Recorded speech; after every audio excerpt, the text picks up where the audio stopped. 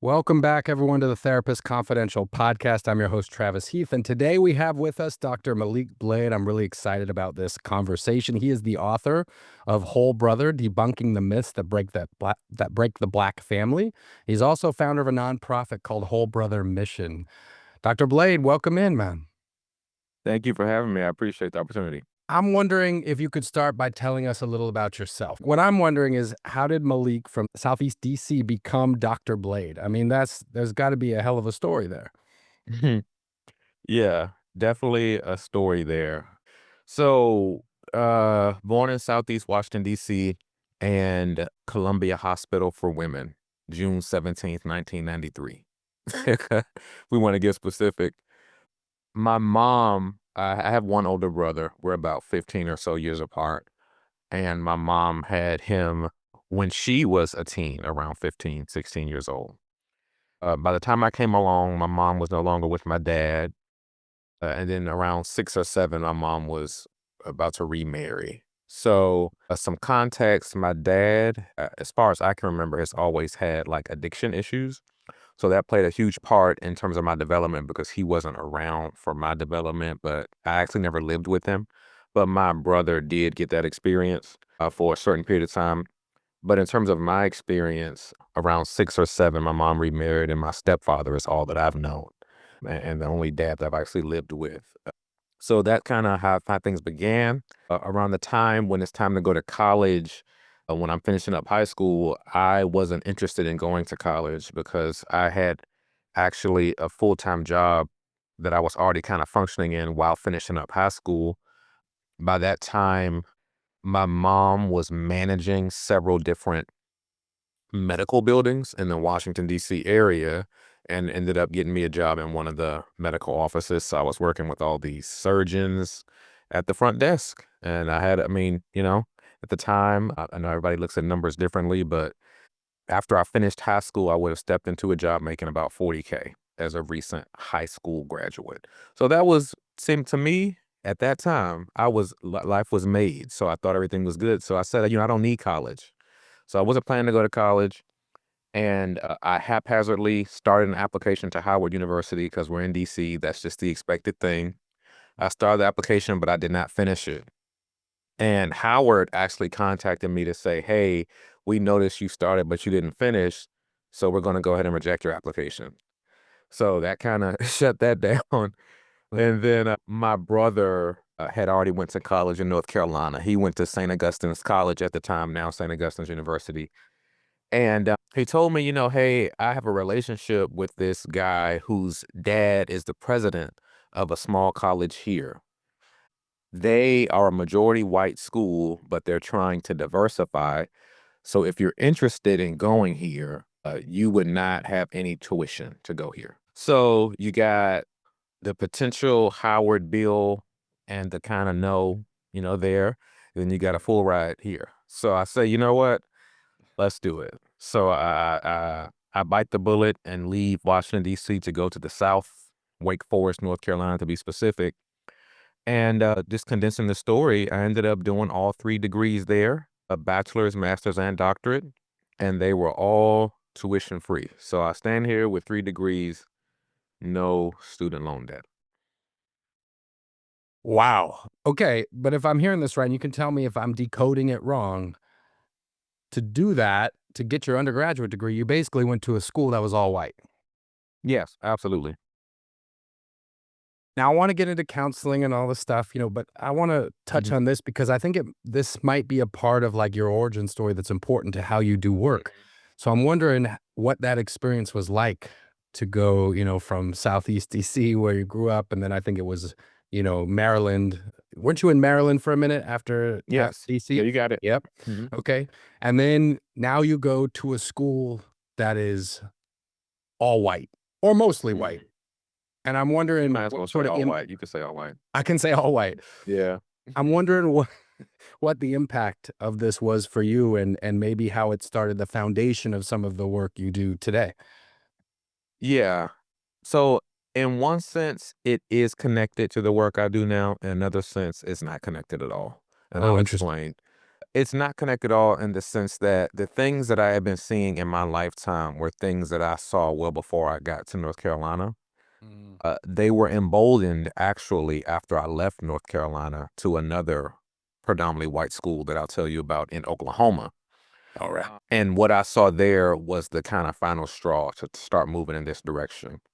But I've observed a lot of the need in terms of men and mental health services and more substantive friendships. Those are things that I've observed over time that I've seen go unaddressed. I would say I was a bit ahead of my time culturally in terms of noticing certain things and wanting to speak to them, but being in a culture that wasn't very receptive in terms of men processing through emotion, communicating clearly, having self-awareness and conflict resolution skills, things of that nature. So that was already in the works. But I will say, after leaving the school in North Carolina, I was offered a role at a university in Oklahoma to do the same kind of work. And one of the things that led to me writing the book came first, Whole Brother, Debunking the Myth That Break the Black Family. And in addressing that book, I felt the need to also offer solutions rather than just talking about some of the problems in the Black community, offer tangible solutions. So the nonprofit came as a result of the book. But what was the last straw that got me to the writing the book after a lifetime worth of experiences? It was one in particular. I was an assistant dean of students for diversity and multicultural student services, long title. And the dean of students, who was my supervisor, suddenly resigned. And I Mm. had to take on the responsibilities of the role of the dean of students, which included the discipline for the entire university. There was one student in particular, Black male football player, who got in trouble for like having an angry outburst and chasing a female student. They caught it all on camera. He had a butter knife in his hand. It just wasn't, didn't look good on camera. So that was the first disciplinary issue that I had to deal with after the dean of students resigned. So Well, they started deal with off it. easy, huh? Yeah, Yeah. right. So, he, at this point, once he knows he's been caught on camera, he's kind of shutting down. He doesn't want to talk to anybody. So there's other white administrators that are trying to get him to answer questions, and he refuses to speak. Yeah. So I asked them to allow me some time to speak with him alone in order to try to get him to open up, and it worked. This led to a series of conversations related to why the outburst happened, which I can get to later if you want, but kind of got to why the outburst happened and understood that he was also dealing with some suicidal ideation. He had the outburst that he had because the young woman was threatening to release some information that would threaten his livelihood at the school. His livelihood at the school was very important to him because, from his perspective, football, his livelihood at the school, and his potential future NFL career was going to be the thing to save his mom from the abusive stepfather back at home. Mm. So he was trying to play football to save his mom, and that it doesn't justify it, but it explains the outburst. So we had a restorative process at that institution where there is disciplinary action, but there's also restorative action. So we mandated counseling. Into his counseling process, the director of the counseling center, a white woman, came back to me and said, he's dealing with very severe depression. It seems like he's had issues for a long time. Why didn't he go to counseling sooner? Why didn't he go even before coming to college? Right. And I'm thinking to myself, well, again, a life of experience, that's just not a thing for us. Yeah. So he ended up having to unenroll from the school in the middle of the semester. He couldn't finish because his depression was so severe. And I never forget, one of the things he shared with me is that when he was considering taking his own life, he texted one of his football team teammates, who was also his roommate, and texted him, I'm thinking about harming myself, just ending it all. And his roommate texted back, "I'm out with my girl right now. We'll talk about it later." And I knew that that was a tough point for him as well. So all of these things happen. Um, all these things happened, and ultimately it was a sign for me that, all right, we need to address this. I've seen this too much with this student. I've seen it in my personal life, seen it with friends, seen it with other men, seen it with my dad. Somewhere we need to address this whole men not dealing with what's going on internally thing. So that was the inspiration or the last straw that led to writing the book called Brother, Debunking the Myth That Break the Black Family. After looking at all that I wrote, I said, let's offer a practical in-hand resource too. Because I figured I put myself in the position of a reader. Someone might read this and then go, okay, what do I do now? So I wanted to have something in in hand to do now. And in actuality, this does tie back to my time at the white schools because some of them saw me very positively. Some of them dubbed me the exceptional Black person because of some of their experiences. But with that, it was always said that let us know whatever you do next because we want to support it. So actually, a lot of the initial money to launch a now national nonprofit came from some of my white colleagues at those white institutions. Once I told them this what I was doing next, they said, "Okay, well, let's write a check toward that." Wow. I'm glad I asked about the story. There's more to this, as there always is, right? There's always more to the stories than we realize. And boy, I'm sure there's even more to yours, but this is a great introduction. Here's the piece I'm wondering. So I hear it was the last straw when you were the assistant dean of students, the story you just shared. But then how do you go from there to writing a book? I mean, like writing a book, that's an ordeal. So, I mean, have you always been a writer and this sort of came naturally to you? Is it just this motivation of it being the last straw? Like, how did you get to the point of writing that book? Yeah. So I wouldn't see myself as a writer, and at the time, I wasn't even considering doing doctoral work. I had just finished my master's degree in 2017 and then started that role in Oklahoma in 2017 and wasn't considering doing any doctoral work at the time because I didn't see myself as a writer. I've always known and always felt that I'm much better spoken than I am written, or at least at the time. I wished that there was a way to just say all the things I wanted to say, but there isn't necessarily a way to capture people's attention with a video the way that you do with a book. Mm, So, and also, books last beyond your lifetime. mhm. So I recognize that I had a lot of things to say, but based on the way the world works, the best medium to accomplish what I was trying to accomplish was to put it in book form. But I also wanted to make sure that it was done as an audiobook as well, because I recognize that there are some men who just consume and receive information better from an auditory medium. In terms of writing the book, though, I wouldn't have gone to a book first, but that was more me conforming to just the way things work in the world and the way that people receive information.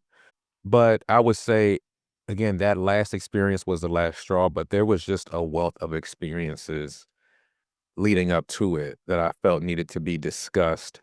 Not necessarily sharing the exact stories or names of people, but there were so many things I've seen that had gone unaddressed. So I thought to myself, I'll write this book. The people that read it initially will read it. But I also thought long term about it will be really good to have these experiences and these perspectives written down so that years past my lifetime, someone can pick it up and know that this was at least addressed or they can relate to it. Because the things discussed in the book, I would say, are new territory for men and not necessarily something that you hear other men talking about. So I was kind of breaking the ice on something where it'll be helpful for men in the long run to see other men dealing with these categories. Because in terms of mainstream and men that do have broad platforms, they don't deal with these categories much. Yeah, for sure. And the subtitle is interesting, debunking the myths that break the Black family, because a lot gets said about Black men and Black families in the media and elsewhere. And I'm wondering how you approach this. You said, you didn't just want to call things out, you wanted to offer solutions. And that does seem a little different than a lot of books that I've read on the topic, right? And Right. so I'm wondering how you kind of walk that line of not wanting to further stigmatize Black men and then, making sure that you are also offering solutions. I don't ever go into situations intentionally wanting to get political. But what I've just observed is really hard to get around it. It comes up whether you want it to or not. And in this case, it comes up in the sense that I wanted to address Black families, but I wanted to address Black families in a caring way because I was very much so aware of Black pundits in conservative spaces that will address Black people, rake them over the coals before a white audience with no Mm, actual concern or care for those Black people. mm. So I didn't want to be that person. The institutions that I happened to be working at were more conservative white spaces, even though I came from Washington, D.C. So I had to toe this line between managing being in a conservative white space and still speaking to that audience where in a way where things are palatable while also staying true to who I am. So I didn't want to become the conservative black that talks down on black people. So that was at the back of my mind as I wrote this book heavily. Then tell me about Whole Brother Mission and how the sort of came. I mean, I believe the book came first, right? Right. And then the organization followed. And I'm wondering about the progression of that. Yeah. So it all happened pretty fast. The book started writing the book around 2018. It came out 2020. The Whole Brother Mission was launched around the same time. Well, I'll say it this way. I was writing the book and I had the idea that an organization needed to be created. So I started writing the book first. The idea for the organization came later. The Whole Brother Mission officially was incorporated in June of 2019. The book came out in 2020. There was initially supposed to be an HBCU tour taking the book to different schools to discuss it, but COVID was also happening at the same time. Yeah. So the tour got shut down and I had to do a book launch without a tour. So it kind of messed up my launch. But it did get out there. And as a result, I then had people reaching out to the Whole Brother Mission wanting to work with me as their therapist. And at the time, I was not a therapist. I just wrote the book. But the book made people assume that I was a therapist and that they could work with me. So I got demands for that without necessarily being in that field at the time. But we also had a network of therapists. So what started off as 6 therapists, 5 donors, with a pool of a couple $1,000s wanting to just give free therapy to men that needed.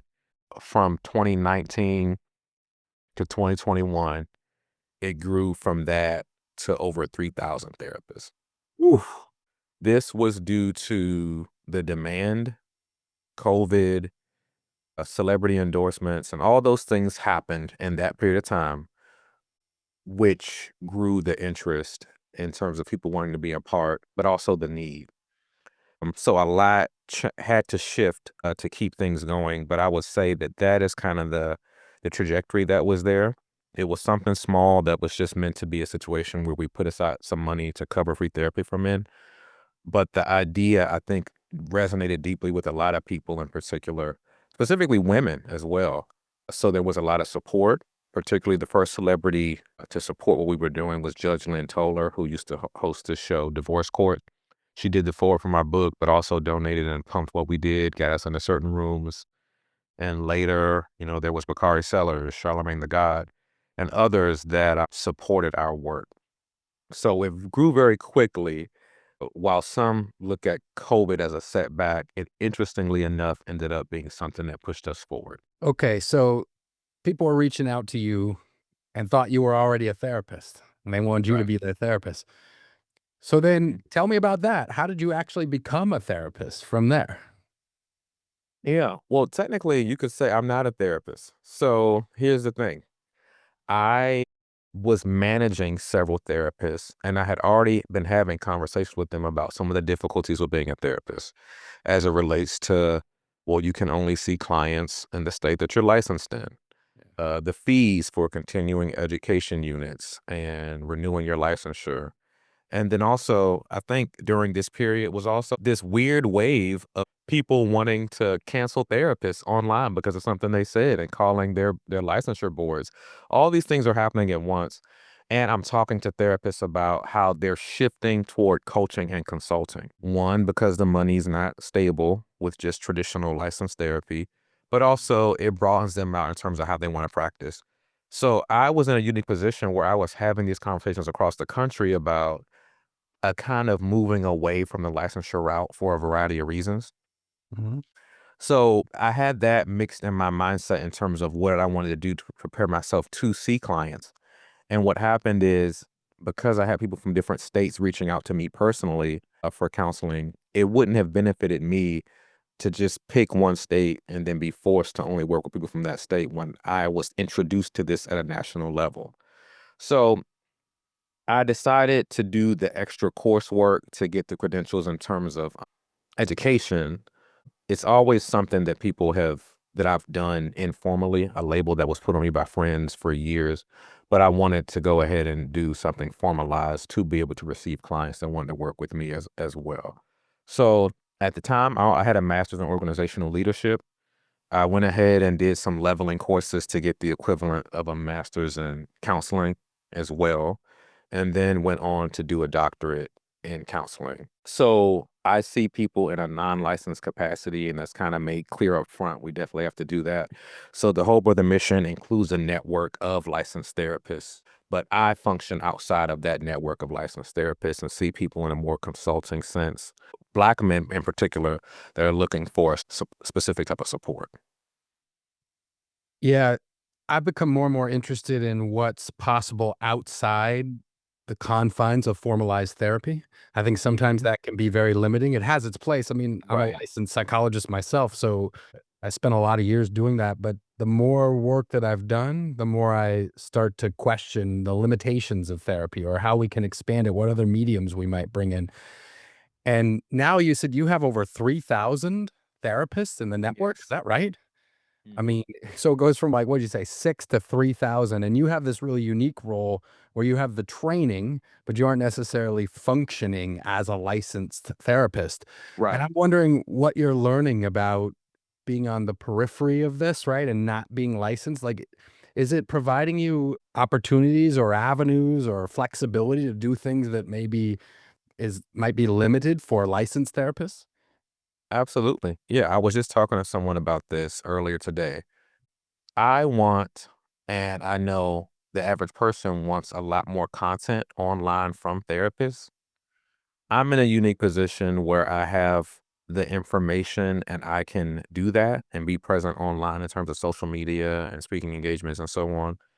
But while there are a select few therapists who may be influencers on social media, I would say the lion's share of the ones that I deal with, they don't want to get on social media because they're scared of potential blowback.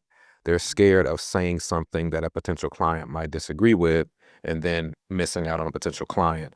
And they're scared of, in some way, shape, or form, having issues with their license. Like I mentioned before, there was this huge situation where a female therapist said some things about black men. It went viral on Twitter, and they figured out where she was, and they called the boards and got her fired.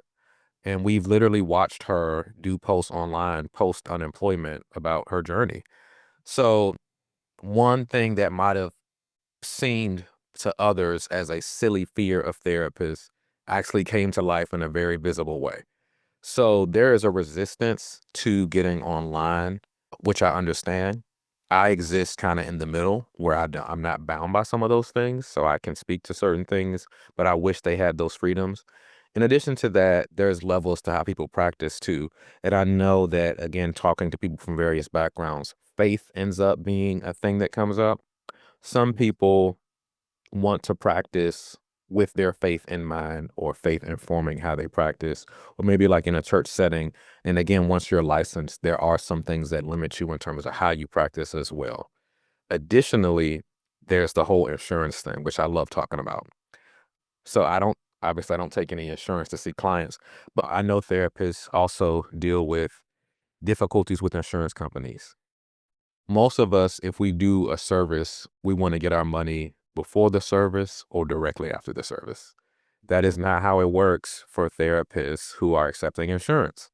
And sometimes it can be extremely delayed. So you would have already had your session and moved on to another therapist because you didn't like what they said, but that therapist still hasn't gotten paid for the session that you did last, 20 days ago.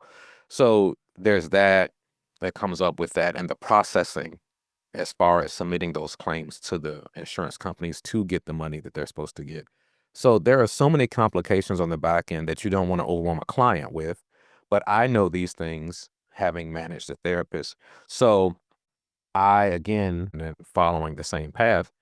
So because I was made aware, it informed me that here's a way that I can help in a way that makes sense for me and my platform. but I also can kind of structure the organization in a way that it best supports therapists. So that's why written into our contracts with each of those therapists is that we do pay them before they render services or directly after they render services for the clients that are getting free therapy. So we fundraise aggressively in order to pay these therapists for these sessions. Unlike some similar orgs, they ask therapists to do a certain number of free sessions per year. We don't want anyone working for free. So that's why we fundraise to pay these therapists promptly. Yeah, I like how you sort of circumvented managed care there. I have a lot to say about managed care as well. I'll save it now. But, like a lot of times people are asking questions like, well, why won't so and so seek therapy? I did a lot of my early master's training in South Los Angeles, and they'd be like, well, why aren't these kids showing up for sessions? And, some of them have to take 5 buses just to get there, right? And I was like, that's the wrong question. Why would they show up is the question we should be asking, because there's so much resistance to even getting them in the door. And part of what I hear what you're doing with offering some free sessions and so forth, and then making sure the therapists are getting paid. I mean, it's like you're moving some of that friction out of the way and getting people the services they need. And that seems like, I mean, yes, we need more therapists and we all need more money and funding and we hear all these things, but there are so many of these little barriers that just in the way we've always gone about things that we don't even think to question. And what I think I hear you saying is you're doing some of that in your organization and getting rid of some of that friction. Absolutely. The whole goal is to make this easier both for the therapist and for the clients. So clients can reach out to us, tell us what their concerns and needs are. And rather than having them call a number from Psychology Today that is not active anymore, we can just connect them directly. We gather information about them and then connect them with someone that makes the most sense for them, making that process a lot simpler and easier. So they don't have to do any extra thinking. They just show up to their session. And then if they do deem that person not a good fit, we have an easy process to get them placed with someone else. So we're making it easier for clients. And same thing for therapists. We're matching based off of the therapist specialty and the client's needs. And we're kind of doing that work to just hopefully put the two together and they thrive from that point forward. But also, again, not asking therapists to work for free, but fundraising in order to cover the free therapy. So in any case where a client receives a free session, the therapist never worked for free. We fundraise to pay that therapist so the client didn't have to. So we're trying to make the experience better on both ends. All right. Now, much of your work is focused on Black men. And you've already talked some about kind of masculinity. I don't know if you use that word, but there's a lot that's been said in the last, I don't know, it feels like going on a decade or something about toxic masculinity. I've referred to that more as like maybe classical masculinity because it's hard to have conversations around something when you've labeled it as toxic. But whatever we want to call it, there are different forms of masculinity that exist. And then, there's masculinity and then there's being a Black man in the world. And Hmm. often therapy wasn't made for us. That's sort of the story, right? That's the story I heard. I mean, therapy wasn't made for us. And then, you do formalized training and you realize like, well, it wasn't made for us to become therapists either. When Hmm. you see these sort of Eurocentric approaches, right, that aren't even questioned. And then again, the question would be like, well, why aren't Black men showing up to therapy? And there's all sorts of reasons why that's the case. But something it seems like you're doing is trying to make sure Black men are going to therapy, but maybe you're doing so in a little bit of a different way, is what I'm hearing. But I'm wondering, like, what are the barriers you're seeing, and how are you creating a set of conditions where Black men are engaging in therapy, as opposed to saying like, "This isn't for us." So one of the ways is framing conversations online in light of what people are talking about. So rather than me trying to bring the people to me on the therapist side of things, it's bringing the therapeutic information to them on whatever the cultural conversation is. So, for example, rather than, and this is what some therapists do when they get online. Yeah, I could do a video about these are cognitive distortions. Sure, I can do that. But I also could address a current cultural moment like the beef between Kendrick Lamar and Drake. and then talk about how, well, this particular beef song, he was essentially kind of psychoanalyzing him and offering these assessments based off of these behaviors. And, so I do think there's a way that I do uniquely try to bring these concepts over to what people are already talking about and see how it's relevant. Something I'm literally have another video that I have to do later today, which is going to address basically this idea of men and sex. And some men might see themselves as just an active guy, a player. And I'm going to actually challenge that notion and say, well, are you a player or is this hypersexuality? Because again, that's not a concept that is commonly discussed, but sometimes things that in a psychological or therapeutic space might be looked at as pathological, Mm. if you ask someone in the culture, they might just see it as culture. So I'm constantly comparing like things that are seen as cultural norms and helping us see, okay, well, this actually might be dysfunctional in some facets if you look at it from this perspective. So I would say bringing the therapy information to the people where they are in the context of what they're already talking about, rather than trying to bring them into the DSM. Yeah, see, this is what drew me to your work originally, is I've seen some of your videos over the years, read some of the tweets, etc. And this is exactly what you were doing. You were opening up like cultural conversations in ways that felt non-pathologizing, and also in ways that were curious. Like I've seen you explore issues from kind of multiple different sides, not both sides, because there's always more than two sides, but Yeah, multiple different sides, right? And so what I'm hearing now, I think, is that you're also trying to find ways to like bring these into healing or therapeutic kinds of conversations. absolutely. Yeah. And then anchor it in what people are already discussing, because the reality is, in this day and age, while therapy has gotten more popular, it is not necessarily the most popular topic or starting point. Mm, So if I frame it as, hey, I want to talk to you about therapy, I might not get as much engagement, whether it's an in person event or online, than if I were to discuss something that feels more relevant, like something in music, something in entertainment, or even with the book. I purposely, even though it was labeled a mental health book, Whole Brother, Debunking the Myths That Break the Black Family, I chose to anchor it in this idea of family, which people would probably connect to more. So just bringing it to them where they are. mm.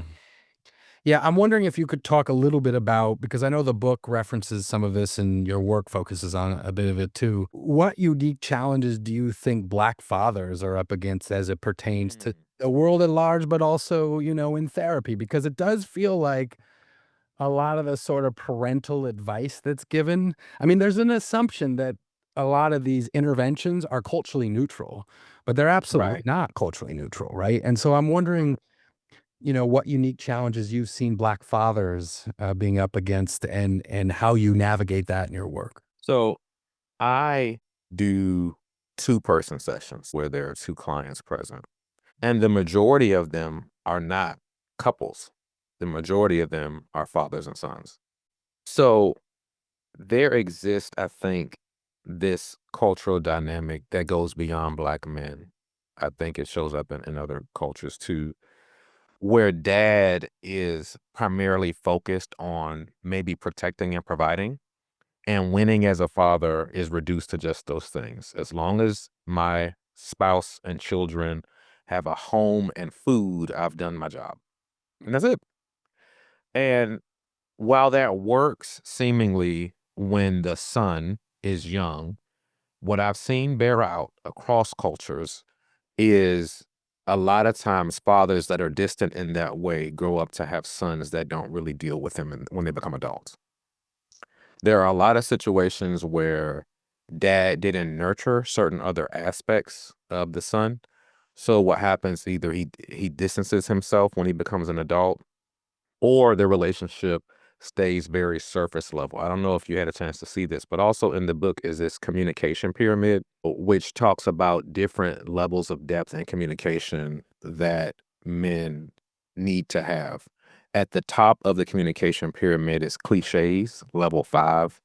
And then you'll notice as we go further down the pyramid, there's more depth and openness. So at the top is cliches, level 5. Level 4 is facts. Level 3 is opinions, level 2 is feelings, and level 1 is full transparency, sharing all of who you are, the good, the bad, and the ugly. And unfortunately, even in father-son relationships, a lot of times the conversations sit up at levels 5 and 4, just sharing cliches and facts. And then the assumption is if you wanna go to those lower levels, you go to mom for that. And I think breaking some of those stigmas in terms of this maybe individualistic, Americanized view of masculinity and fatherhood, breaking some of those things will help men and their personal mental health in the long run, but also help restore father-son relationships. But we gotta get past surface level conversation, and we gotta get past reductionistic views of fatherhood, which say that knocking it out of the park as a father is just working as much as possible to earn as much as possible. Yeah, this pyramid is fascinating. I'm wondering what you're noticing about helping men move from the top, which is cliches, right? And start moving into feelings and moving into full transparency. What have you noticed is helpful in getting men to begin to move in that direction? Well, I was actually just discussing this earlier too. I have to frame it properly and not to get too much into gender identity and sexuality. But I have to be honest that for a lot of men, there's some stigma related to those things that are tied to this. And by that, I mean that some men, particularly cisgender straight men, associate emotional communication, emotional awareness with femininity. Hmm. So, and that alone makes a big hesitation, a stigma around kind of exploring these categories. There are some that argue that therapy itself is inherently feminine or therapist is a woman's job. These stigmas, these ideologies exist in terms of our culture here in America. So it's important that when I'm trying to open these conversations, I have to frame it a certain way to let people know that I'm not having the conversation you're thinking I'm having. This isn't a conversation about your perceptions of gender identity and things of that nature. This is more so about what works on an interpersonal level between two adults. And while you might have thought that this reductionistic view was enough, I'm offering you something backed that's better, which will help you to facilitate more substantive relationships. So I'll say that I deal with that resistance because guys think that this ends up being an identity or sexuality conversation when it is actually an emotional competence conversation. Mm. Okay. Yeah, I like that reframe. Going with that, what have you noticed helps men increase their emotional competency? Yeah. So therapy, for one. And this is how I end up seeing it play out. This is such a sensitive space that oftentimes it is helpful to begin to experiment with it, to dip your toe in the water in the safe space of working with a professional in a confidential setting. And I say that because some of the things that end up fueling gender wars and issues between men and women. In particular, one thing is a lot of times men may be in a romantic space with a woman, dip their toe in the water of opening up emotionally, and their relationship may hit the rocks and an argument happens. And then those vulnerable places that he opened himself up to with his partner are then thrown back in his space. So then that confirms for him that I shouldn't have went to that emotional place anyway. So let me go back to suppressing. So while we obviously want to help people facilitate some more emotional depth and maturity in their relationships, sometimes there is risk if they're trying to take these steps with a partner that's not emotionally mature, which is why I say sometimes it's best to just start it in a therapy setting and then build your way out. Yeah, really important considerations. We're using the word therapy now. If you had to describe your approach to therapy, and you can use traditional language if you want to, but I feel this conversation in some ways moving outside of just traditional notions of what therapy is or could be. Right. So how would you describe what therapy is as you facilitate it? All the things. I always laugh when I hear therapists speak as if they're committed to one particular intervention and that's their specialty. Yep. It just seems so strange to me because for me, what I found is I have to be aware and informed of a lot of different approaches because what might be most comfortable for me may not be what's best for that client. So Of course, some would say CBT is the holy grail. And, there's that. Definitely incorporate some CBT. Motivational interviewing, acceptance and commitment therapy. I think there are a lot of different things that pop up, and I'm not strongly committed to just one. And then it's not necessarily considered a type of therapy, but not to sound overly simplistic, but there is so much power in just listening. So some people literally pay a therapist just because they know that that person will listen without interrupting too soon, without changing the subject, and hopefully without saying something stupid in response. Because these are things that people go through in their lives. They might try to vent to a friend, the friend's already going through something, and the friend changes the subject to what they're going through. Or dad's insensitive when I talk about how much this breakup hurt me. So the beauty to clients of what therapists offer is just being a good listener. So I definitely incorporate that as well. There have been several sessions where the whole session ended up being me listening because they had to get some things out, and that's okay. This is your space to do that. I always let clients know this is their session. So for me, I say all the things because it just depends on who I'm talking to, what's going on, and that's why I try to stay abreast on the latest and the greatest. But also, I found that what's new isn't always what's better either. Yeah. One thing that I've deduced a little bit that you're interested in is like emotional regulation. And I'm wondering because that term might mean something to those of us that are mental health professionals. It might mean something a little bit different to people who aren't. But emotional regulation is one of those phrases like it's all over. It's all over TikTok and Instagram and all the, narcissism, emotional regulation. Some of these Right. terms that a decade ago, the average person didn't know what they even meant, right? And now everyone's using that language. And sometimes when everybody starts using that language ceases to mean anything.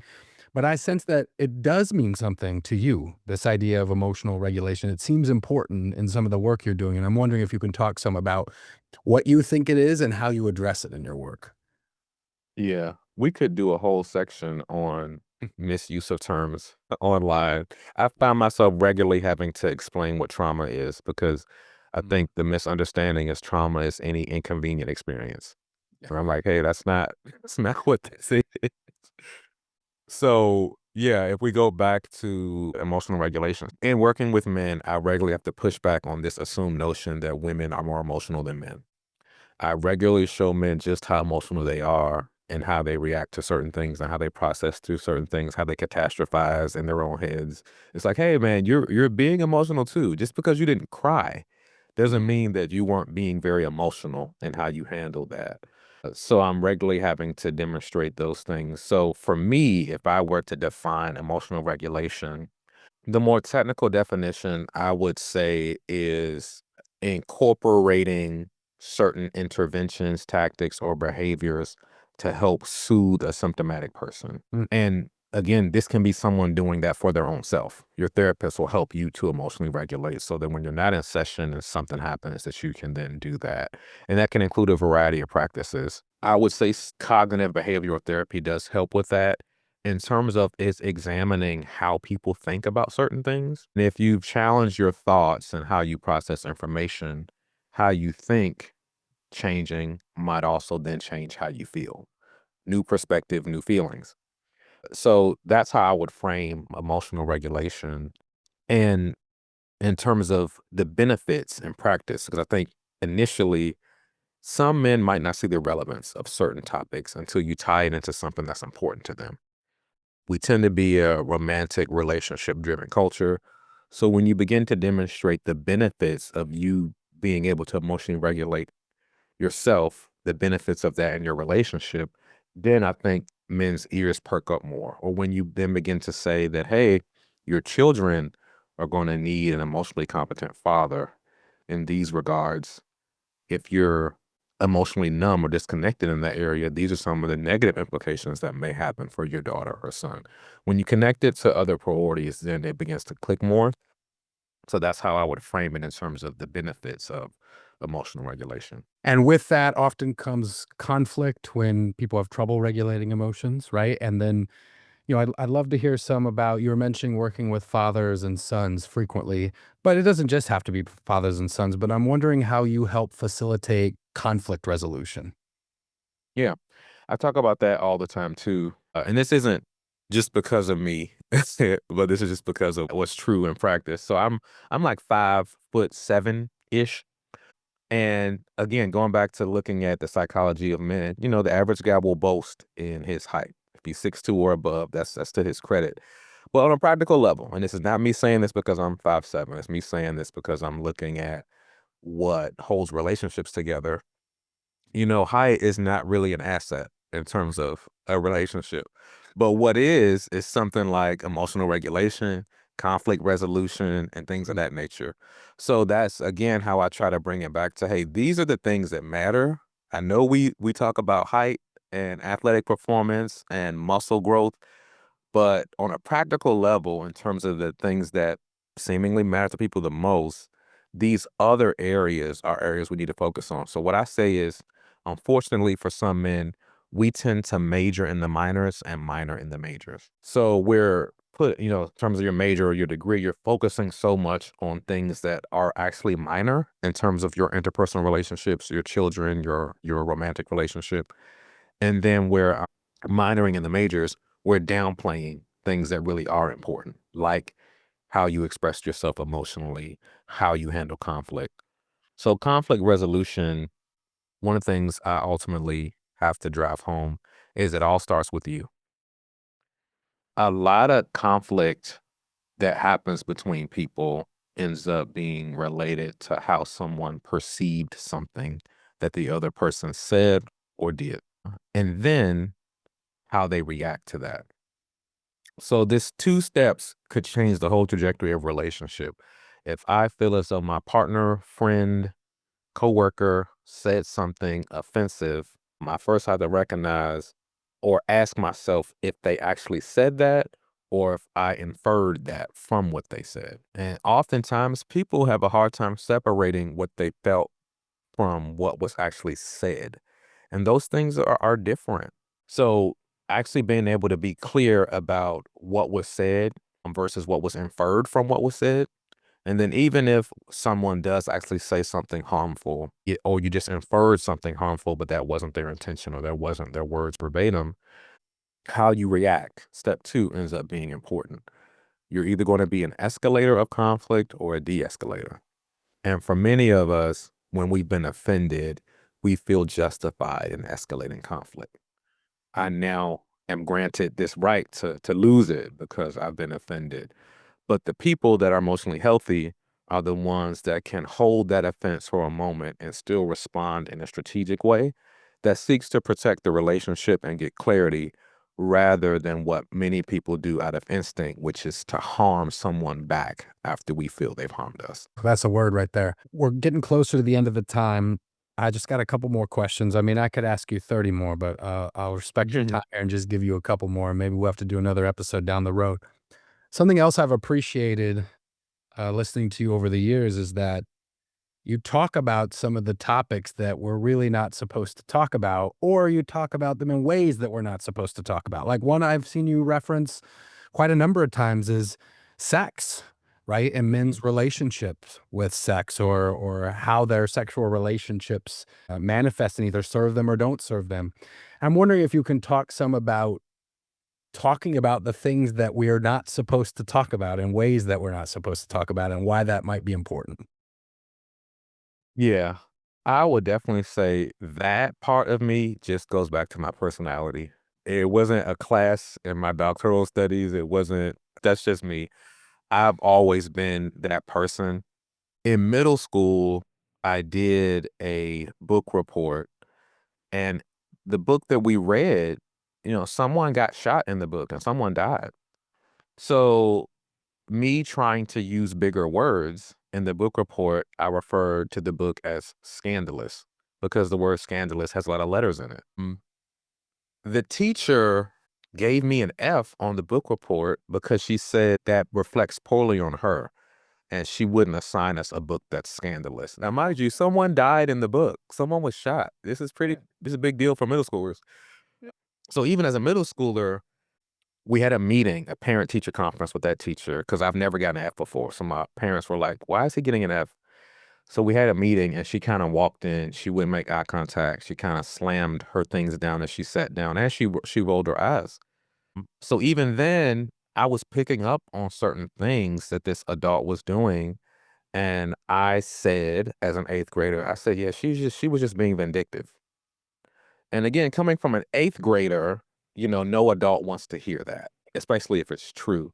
So I just say that to say that I've always been the person to say the things that aren't meant to be said. I've had to fine tune that over the years, but now I do it in context where I believe it's necessary. So I don't think it serves us, like you mentioned, talking about sex. Sex is obviously something that a lot of people are interested in. And we can say that based off of birth rates, and we can say that based off of profits of pornography companies.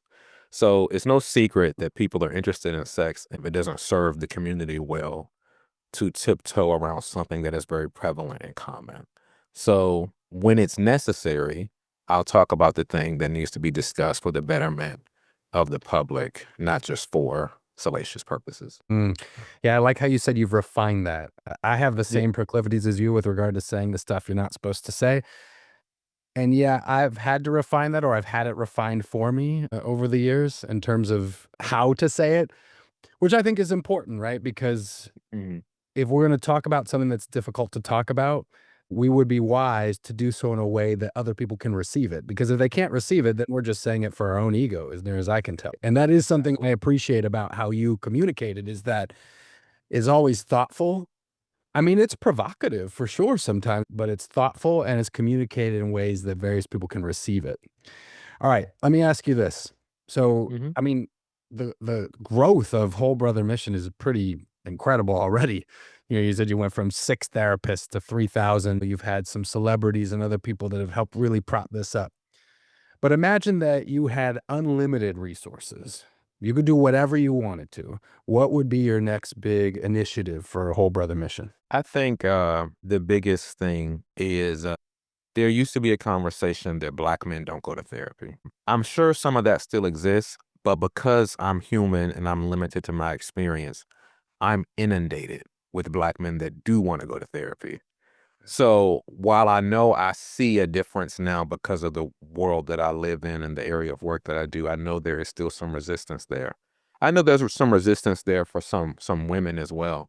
So in terms of being pro black family, I would make it so that not being able to pay for therapy would never be a barrier for any black woman or man. So as long as they're willing to go, we can connect them with someone that's culturally competent. And that's how I would use those resources. Basically, universal mental health care for black people, particularly with culturally competent therapists. And a culturally competent therapist isn't necessarily always going to be a black person. I do believe that someone can be culturally competent and be non-black as well. But yeah, that's what I'm thinking is making sure using those endless resources to make sure that finances aren't keeping someone from therapy that wants to go. Okay, now I gotta ask you something with what you just said. By the way, that would be amazing to pull that off, and it sounds like you're on your way. You just mentioned non-black people being culturally competent to work Mhm. with black folks or other folks who are not white. What do you think that entails? What have you noticed about white folks who are working with non-white folks and achievement of cultural competence? So I didn't underscore this as explicitly, but the work that I was doing in those predominantly white schools was diversity, equity, and inclusion work. So that was my career before doing what I do now. So I'm experienced with having to communicate across the lines of race, dealing with these tough race conversations and culture conversations and so on, and representing people other than just black people. But I've noticed, I would say, a very simple concept. Now, it becomes more complex in practice, but I do think this is a driving factor. Implicit bias. If you're able to step into the therapy space as a non-black therapist with a black or brown client, a huge thing that will go a long way is the ability to not project your biases upon them. So if you're able to not do that, that gets you pretty far down the road. Is that enough? No.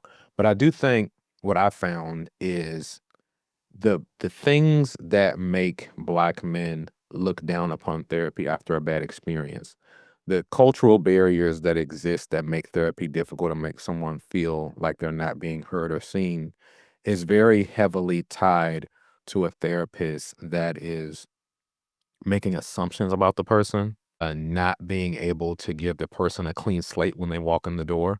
It's similar to how that conversation that happens around the Black female maternal death rate, and how when Black women complain of pain during childbirth, sometimes doctors assume that they're just exaggerating. And that goes back to their perception of how Black women are stronger, and if a white woman complains of pain, she's more likely to receive the meds because she's perceived as the damsel in distress. So what I'm saying is the same way that those preconceived notions about people are inspiring how that maternity doctor is giving care, the same thing happens with therapists. And if you're able to pause and not do those things and let this person have a clean slate, they will tell you who they are. And then you respond based off of what's presented to you, not what you assume is underlying based off of their skin color. How can listeners support the work you're doing, Whole Brother Mission, and maybe even get involved in the work that you're doing? Yeah, I appreciate that. So you can always check us out at wholebrothermission.com, wholebrothermission.org, either one. We are a 501(c)(3), so all donations to our work are tax deductible. We're going on tour this fall to select HBCUs in other cities that aren't necessarily going to be at colleges. So if you want to have a mental health conversation, we're sending the professionals to you to facilitate that conversation in your city. So if you give, you can give toward that specifically. Additionally, something people aren't aware of is that a lot of employers match employee donations. So if you are able to give to work like this, ask your employer if they do matching donations, because that'll double your gift to the work that's being done. So if it's something that you're interested in, you can check us out at hopeofthemission.com.org. And also either you can check out the Whole Brother Debunking the Myth to Break the Black Family. That book we've been discussing most of this time is available on our website. It's available on Amazon and places like that too if you have some type of credits with them. But I hope and ask that if you do want to support, that you support via our site, because sites like Amazon are pretty stingy. Amen to that. Dr. Maliek Blade, I appreciate you, brother. Thanks for coming on. Thank you. Have a good one.